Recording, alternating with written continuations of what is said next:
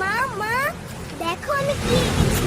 Wow, অনেক সুন্দর হয়েছে তো। এটা তো সমুদ্রের ছবি।